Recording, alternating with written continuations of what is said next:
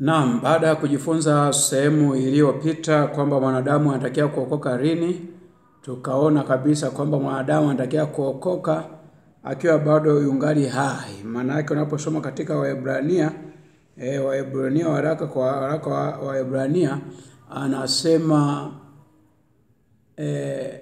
baada ya kifo kinachofuata ni hukumu. Kwa hiyo kumbe ikaonekana kwamba mwanadamu anatakiwa kuokoka akiwa sasa anatembea, ni mzima, ana pumzi ya uhai ambao amepewa na Mungu, ndio anatakiwa kuokoka na si baada ya kifo. Maana tuliona baada ya kifo kinachofuata ni ngojora hukumu tu. Hakuna kitu kingine zaidi ya hapo. Naam, sasa leo tutajifunza ufanye nini ili upate kuokoka, au nifanye nini ili nipate kuokoka, nipate kupata huo uzima wa milele. Ninaomba tufuatane kwa pamoja. Usisahau kulike, kushare, kusubscribe channel hii, lakini pia kushare na kwa wengine ili waweze kupata mafundisho mbalimbali ambayo yanatolewa katika channel hii ya Pastor Esau Kibona. Naam, basi tusome kifungu toka Matendo ya Mitume 16 mstari ule wa 30 hadi wa 31. Kisha akawaleta nje akasema, Bwana zangu, yani pasa nifanye nini nipate kuokoka? Wakamwambia, muamini Bwana Yesu nawe utaokoka pamoja na nyumba yako. Kumbe kumwamini Bwana Yesu, unapomwamini Bwana Mwokozi kwa yeye ndio kila kitu juu ya maisha yako, unapata kufunguliwa na kuokoka. Kwa hiyo hapo baada ya kumwamini Bwana Yesu, basi inatakiwa ufanye mambo yafuatayo. Moja, inatakiwa utubu msimamo wako usiokuwa wa kweli na umwamini Bwana Yesu kiukweli.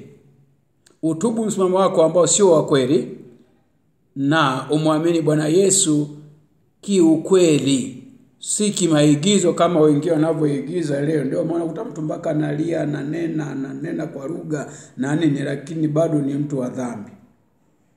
Kwa hiyo muamini Yesu kiukweli, usiweke sana kwenye wokovu. Jambo la pili, omba msamaha wa dhambi na utakaso kwa damu ya Yesu Kristo. Omba msamaha wa dhambi na utakaso kwa damu ya Yesu Kristo. Lakini kubali kubatizwa ubatizo wa Roho Mtakatifu. Kubali kubatizwa na ubatizo wa Roho Mtakatifu.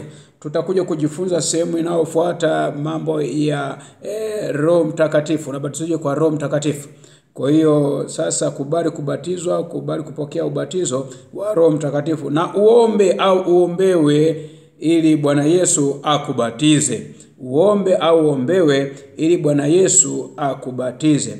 Kwa maana hiyo unahitaji kupata ubatizo wa Roho Mtakatifu, lakini unahitaji kupata kuomba msamaha wa dhambi na utakaso kwa damu ya Yesu Kristo.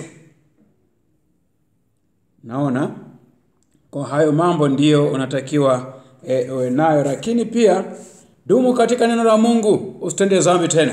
Yaani uwe mtu wa kufuatia neno la Mungu. Ukiona sehemu pana semina, sehemu kuna mkutano ambao unahusu habari za neno la Mungu, zinazohusu Yesu Kristo, hiyo uwe ni kiu yako kusikiliza na kusoma neno la Mungu. Maana watumishi wengi wamekuwa wanapenda kusomewa neno la Mungu. Akiwaambia fanya hivi ndio anavyokwenda, fanya hivi ndio anavyokwenda, lakini neno yeye binafsi halijui. Lakini nakushauri kwamba soma neno la Mungu. Soma neno la Mungu likae kwa wingi, dumu katika neno la Mungu.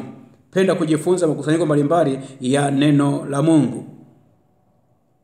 Kwa ukitaka hata unapoomba msamaha wako, ndipo sasa pale omba msamaha, unapaswa kusoma Zaburi ya 51 ambayo inaonyesha mambo ya msamaha, kuomba toba, kuomba msamaha, kupata utakaso. Kwa unaweza kaendelea kusoma hapo. Lakini amini ya kuwa Mungu ameshakusamehe. Unapokuwa umeshaungama dhambi zako, muamini Yesu Kristo kuwa Mwokozi, umeomba utakaso, amini kwamba Yesu ameshakusamehe. Wengine wao hawaamini kama Yesu amesamehe. Anasema dhambi hata hii Yesu amesamehe. Yesu anasamehe kila aina ya dhambi.